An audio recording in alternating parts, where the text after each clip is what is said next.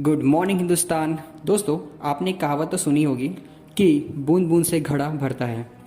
आज मैं आपके लिए इसी कहावत से जुड़ी कहानी लेकर आया हूँ। उम्मीद करता हूँ आपको पसंद आए। कहानी है एक छोटे से गांव की, जहाँ का हर किसान किसी न किसी साहूकार के कर्ज के जाल में फंसा हुआ था। उसी गांव का एक बच्चा जब अपने पिता के साथ स्कूल जा रहा था, तब एक साहूकार अपने आदमियों से एक किसान को पिटवा रहा था, उस किसान से अपने पैसे निकलवाने के लिए। और जब बच्चे ने लोगों को उस किसान को पीटते हुए देखा, तो उसके पिता से उसने सवाल किया, पिताजी, ये लोग उस किसान को क्यों मार रहे हैं?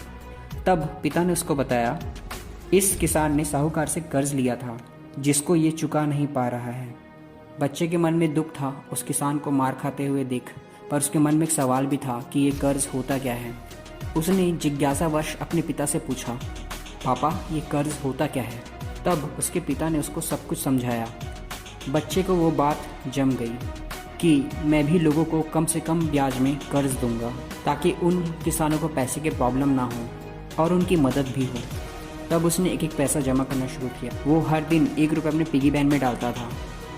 ऐसा करते करते उसने 1 महीने के अंदर 30 रुपये जमा कर लिए। पर उसके मन में ख्याल आया कि मैं अगर 1-1 रुपये करके पैसा जमा भी कर लेता हूँ, तो साल में 365 दिन के हिसाब से मेरे पास सिर्फ 365 रुपये ही होंगे, और उतने पैसों में मैं किसी को कर्ज भी नहीं दे सकता।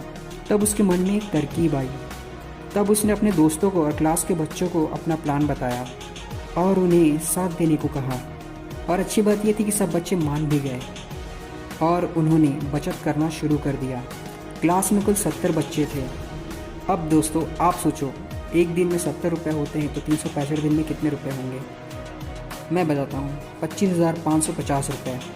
बच्चों ने साल भर सेविंग की और 25,550 रुपये जमा कर लिए और उन पैसों को लोगों को देना शुरू कर दिया, और साथ ही साथ बचत करना भी शुरू ही रखा, और बहुत कम ब्याज में लोगों को पैसा देना शुरू कर दिया, और उनका काम भी चल पड़ा और उनकी बचत भी।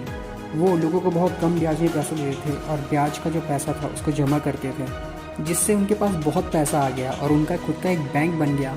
जानते हो उस बैंक का नाम क्या था? वानर सेना बैंक। और अगर किसी के मन में ये ख्याल आता कि छोटे बच्चे क्या बिगाड़ लेंगे, तो मैं आपको एक और बात बताता हूँ।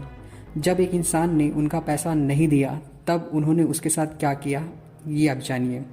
उन्होंने उसके घर का घेराबंदी कर दिया और सारे के सारे बच्चे उसके घर के बाहर आके बैठ गए, और तब तक नहीं गए जब तक उसने उनके पैसे नहीं दे दिए। ये था दोस्तों यूनिटी का पावर, जो हर कोई नहीं समझ पाता, लेकिन मैं समझ गया हूँ और मैंने कोशिश भी शुरू कर दी है। दोस्तों, इस कहानी ने मुझे बहुत कुछ सिखाया है और मैं इस पर काम भी कर रहा हूँ।